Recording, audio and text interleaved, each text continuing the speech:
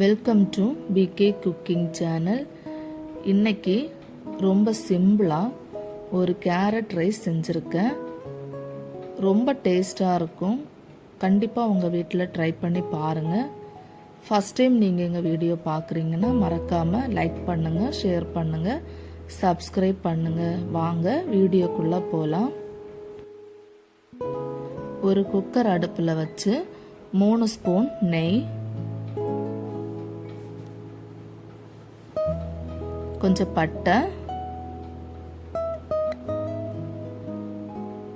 4 கிராம்பு, ஒரு பிரியாணி இலை, ஒரு ஸ்டார் போட்டு 2 பெரிய வெங்காயம் நீளமாக கட் பண்ணி வச்சுருக்கேன். அதை ஆட் பண்ணி கொஞ்சம் வதக்கி விடலாம். வெங்காயம் நம்ம பிரியாணிக்கு வதங்குற மாதிரி வதங்கணும்னு அவசியம் இல்லை, கொஞ்சம் வதங்கினா போதும். இதில் ஒரு 3 ஸ்பூன் எண்ணெயும் ஊற்றிக்கிறேன்.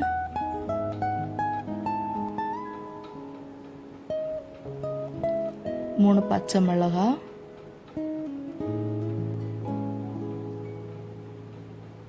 உங்களுக்கு காரம் ஜாஸ்தி பிடிக்கும்னா 2 பச்சை மிளகாய் கூட சேர்த்துக்குங்க.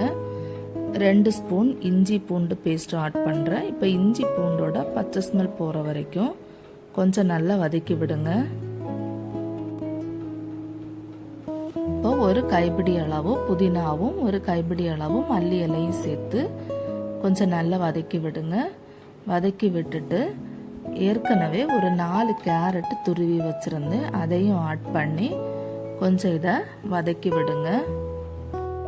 இப்போ கேரட் கொஞ்சம் நல்லா வதக்கி விட்டுட்டு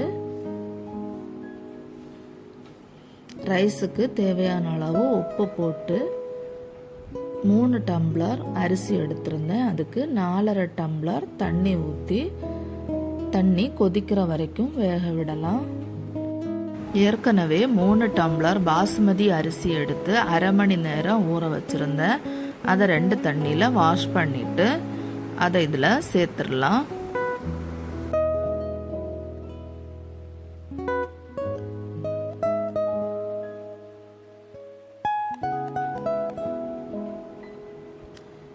கொஞ்சம் கிளறி விட்டுட்டு குக்கரை மூடிடலாம், க்ளோஸ் பண்ண வேண்டாம்.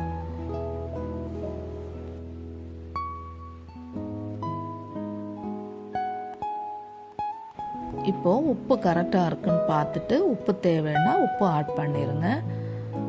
இப்போ குக்கரை மூடிட்டேன். ஒரு நிமிஷம் கொதி வந்ததுக்கு அப்புறம் அரிசி இந்த மாதிரி மேலே வந்திருக்கும். அந்த ஸ்டேஜில் குக்கரை ஒழுங்காக க்ளோஸ் பண்ணிவிட்டு மீடியம் ஃப்ளேமில் ஒரு 10 நிமிஷம் வேக வச்சு எடுத்துடலாம். குக்கரை ஒழுங்காக க்ளோஸ் பண்ணிடுங்க.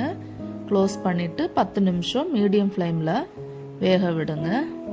கேரட் ரைஸுக்கு தேங்காய் பால் ஆட் பண்ணுறதா இருந்தால் 1.5 டம்ளர் தேங்காய் பாலும் 3 டம்ளர் தண்ணியும் சேர்த்து வேக வைங்க. ரொம்ப டேஸ்டாக தான் இருக்கும்.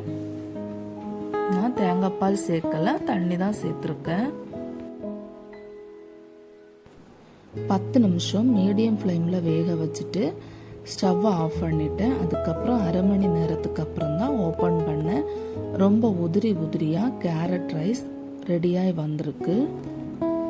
இன்னைக்கு கேரட் ரைஸ் கூட வச்சு சாப்பிட்றதுக்கு சிக்கன் கிரேவியும் தயிர் பச்சடியும் தான் ரெடி பண்ணியிருந்தேன். கண்டிப்பாக கேரட் ரைஸ் உங்கள் வீட்டில் ரெடி பண்ணி பாருங்கள், ரொம்ப டேஸ்ட்டாக இருக்கும். எங்கள் வீடியோ உங்களுக்கு பிடிச்சிருந்ததுன்னா மறக்காமல் லைக் பண்ணுங்கள், ஷேர் பண்ணுங்கள், சப்ஸ்கிரைப் பண்ணுங்கள்.